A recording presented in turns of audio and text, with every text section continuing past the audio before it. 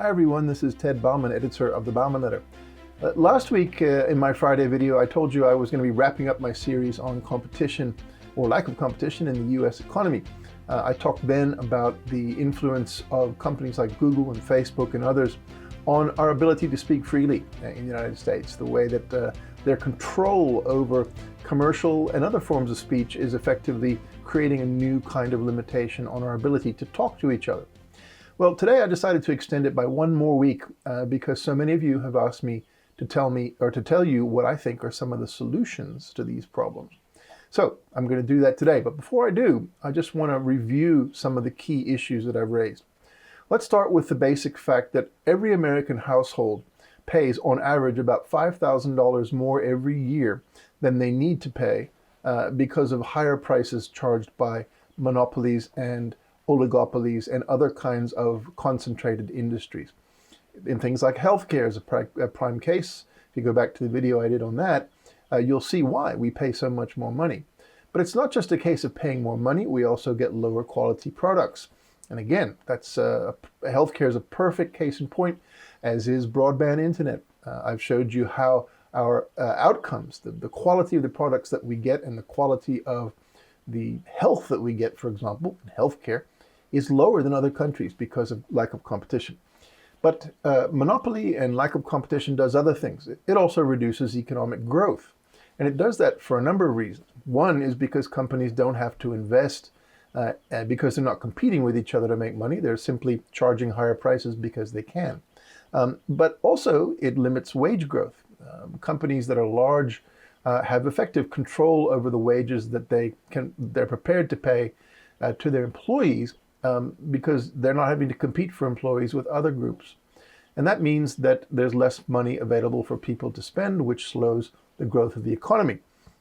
Also, anti-competitive behavior suppresses innovation, not just because companies don't have to invest and innovate to make money. They can just basically charge us what they want, but also because it limits the formation of new companies, small companies that might come into the same markets.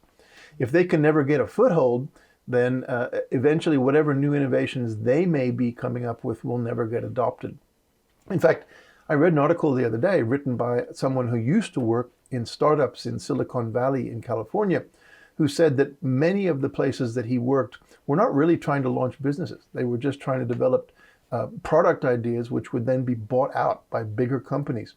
And the interesting thing is those bigger companies would not necessarily use their ideas. Sometimes they would buy them just to prevent them from being used because it threatened their monopoly position.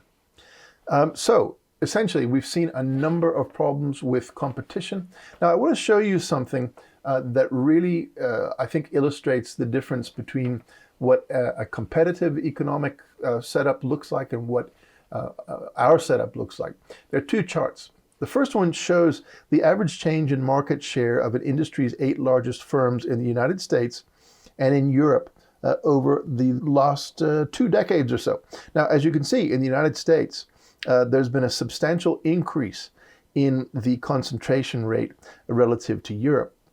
But if you look on the second, or rather the right-hand side of this graph, you can see that the result of that is that the prices of goods in those industries relative to the cost of labor to those industries has risen dramatically. In other words, these are companies in the United States that have been able to raise their prices, their consumer prices, far, far higher and faster than in Europe, simply because the companies are more concentrated and they have pricing power.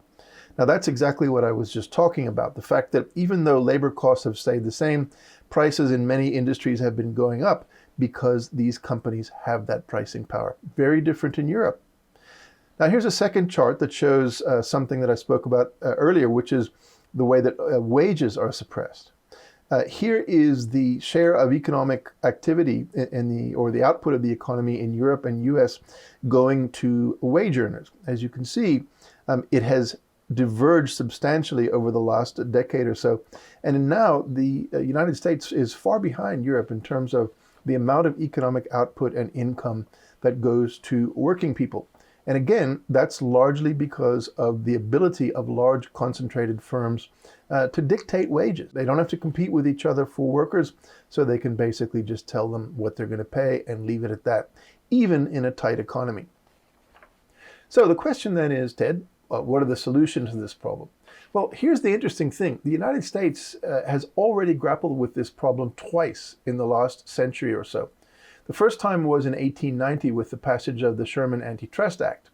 The second time was the passage of the Anti-Merger Act of 1950.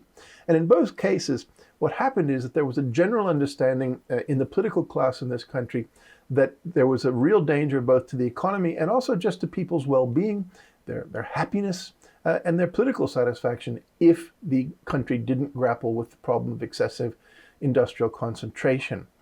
Now, in 1890, the problem was that the railways, the steel industry, and the emerging oil industries were highly concentrated, and they were able to charge excessive prices.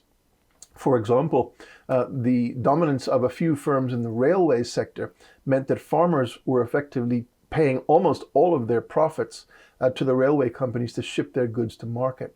So in that case, Congress intervened. Now, something similar happened in 1950 when Congress passed the Anti-Merger Act. The interesting thing there, though, is that the logic behind the 1950 Act was that they had looked at what had happened in Germany before World War II, and they'd realized that the huge concentration in certain industries like chemicals and steel and manufacturing meant that these big companies were able to influence not just wages, but also influence political life in such a way that it actually destabilized Germany. Now, that was an extreme case, but the point is that the US has twice in the last 100 years or so looked back and said, look, this is a problem for us. We can do this. We can fix this. We can make our economy more competitive. And by doing so, we can make ourselves more productive, more prosperous, and also happier. So this is not something that's incompatible with the American way of life. So what do we do if we decide to return to that? Well, the first thing would be just to enforce those two laws. They're both still on the books, amazingly enough. The problem is that competition policy in the United States at the federal level is governed by these laws, but it's allocated to the Federal Trade Commission, to the Department of Commerce, and other federal agencies to implement. And as presidencies come and go, they all have different attitudes towards competition policy. Starting in the 1980s with the Reagan administration, essentially the dominant philosophy in the federal government, in the bureaucracy, became that the only thing to worry about in terms of monopoly power was price. If prices were not higher than they would be otherwise, then the government would not intervene to prevent mergers. Now, as I've showed you, prices are higher than they would be otherwise. The problem is that in addition to a reluctance to enforce the existing law, we then had the problem that these big concentrated firms were able to use their influence and their campaign donations to influence Congress not to pressure the Commerce Department to enforce the existing law. So it became a self-reinforcing pattern. So all it would take really is for enough people to say to their representatives in Washington, we want things to be different. We want you to enforce legislation governing industrial competitiveness. We want you to do the things that are already on the books. And that wouldn't be hard to do because all they would have to do is tell the federal bureaucracy to do it. But that depends on the political parties being willing to adopt this strategy. And that's going to be the harder problem, which I'm going to talk about in a minute. So let's talk about some of the things that a more aggressive competition policy could do. One thing it could do is to order the breakup of companies into smaller chunks. The big firms like Comcast and AT&T and others, they could potentially be broken up into regional firms. Now, there's an instinctive reluctance to do those sorts of things in the United States, I understand. But remember, it's been done twice before, and both times were in the middle or at the beginning of periods of enormous prosperity in the United States, when the government basically said, look, we'd rather have a competitive, innovative economy with lots of small firms rather than a couple of big players that can throw their weight around. So when you talk about something as shocking as maybe breaking up a big telecommunications firm or breaking up insurance firms or maybe even banks, Remember, this is not something that has never been done before. It has been done and it actually worked. The other thing you could do is to regulate natural monopolies like companies that, for example, run fiber optic networks as utilities rather than as companies that are free to set their own prices. We know, and I know, and I've explained to you my own experience here, that the companies that provide broadband, for example, freely exploit it. They charge more than I would pay, than you would pay in other countries for inferior service compared to what you'd get in those countries. And they can only do that because they're allowed to set their own prices and they're not facing competition. If they're a natural monopoly, if they own a piece of infrastructure that it doesn't make sense to duplicate, then regulate them as a monopoly. That's what we do with electricity, it's what we do with water, it's what we do with lots of other things. Why don't we do it with broadband internet? There's no reason not to, except for politics. We could reduce licensing and other requirements that prevent people from getting into new industries or into new professions.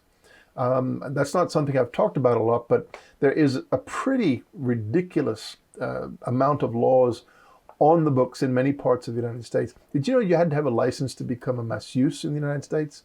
And sometimes those licenses are actually issued by the existing group of masseuses themselves. It's just like doctors, just like lawyers. They have control over who's allowed into the club, and that keeps the price of admission very high. It also keeps the price of those things to ourselves very high. So that's one thing you could do. You could start looking at reforming the patent system. So instead of having patents that go on indefinitely, that allow people, particularly pharmaceutical companies, to reap perpetual profits by manipulation of patents, you could actually start enforcing them and having them expire at appropriate times. But probably the most important thing is this, and here's where I think it all comes back and ties together. We really need campaign finance reform. And I know I'm a long way from an investment advisor here, but I'm going to tell you why that's good for you as an investor and why you should care. The problem is that as we've seen increasing concentration in the US economy, the money, the excess money that is earned by those companies gets cycled back into influence at the federal level, particularly in Washington, D.C., but also at the states and various state capitals. Now, just think about it for a second. It's a lot easier to organize 3 or 4 big telecoms companies to influence Congress than it is to get hundreds of millions of middle-class Americans together to get their voices heard in Congress. Now, it's an interesting fact here that when the government was considering regulating or rather allowing the federal government to negotiate with pharmaceutical companies for purchases of medicines under Medicare, Congress decided ultimately not to allow the federal government to negotiate. And you know why? Because the big pharmaceutical companies spent $100 billion lobbying and making campaign donations to congressmen. And in return, the pharmaceutical companies in the US earn an extra $15 billion a year more than they would get if we did allow the Medicare system to negotiate with pharma companies. For me, that's the perfect example. You have a small group of companies that are earning excessive profits who can use a small chunk of those profits to influence our leaders in Washington to do the things that keep the money flowing to them, to keep them flowing to the monopoly companies. So what I'm trying to say is, yes, this is a political issue, but it's a political issue that has impacts on you as an investor. Here's why. Well, think about it. The economy grows more slowly than it should. We have less consumption demand in the United States than we should have. We have fewer small businesses being formed. We have slower rates of innovation. Think of all the things we can no longer make or do in the United States because we've essentially allowed a few major firms to dominate those industries, and they've outsourced all the production to China, right? I mean, those are things that as an investor you should care about. A slower growing economy, less consumer spending, less dynamism, fewer small businesses, fewer opportunities to invest in smaller companies. We have an explosion of venture capital funded companies that take years to go private because there is so much money that is being hoovered up by large monopoly companies that they can invest as venture capitals.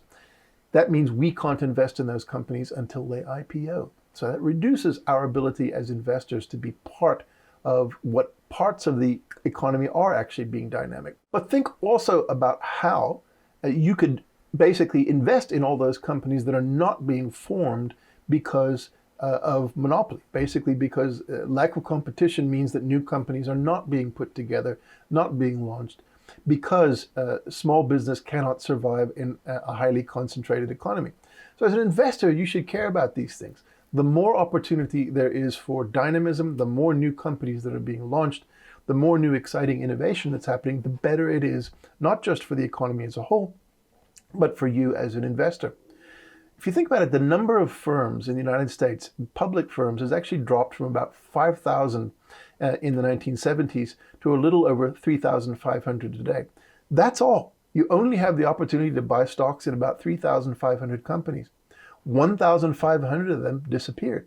Now, a main reason for that is because we just simply do not have an open enough competitive market to allow smaller firms to come in and become bigger firms that you could invest in.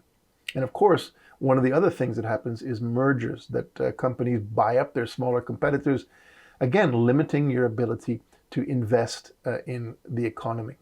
So there's a number of solutions, I think, and it really comes down to you. It comes down to you recognizing what the problem is, recognizing how it hurts you as a consumer, as an investor, but also what you could do and what the alternatives would be like if you had the opportunity to invest freely in a more competitive economy. So I'm convinced this is a good thing. And again, it's not a conservative or liberal thing. It's not a Republican or Democrat. It's a good thing for American capitalism and therefore good for you as an investor. So this is Ted Bauman signing off. Be sure to look out for other videos coming out during the week, including my Monday interviews with Clint Lee on the state of the economy. And I'll see you then. Have a good weekend.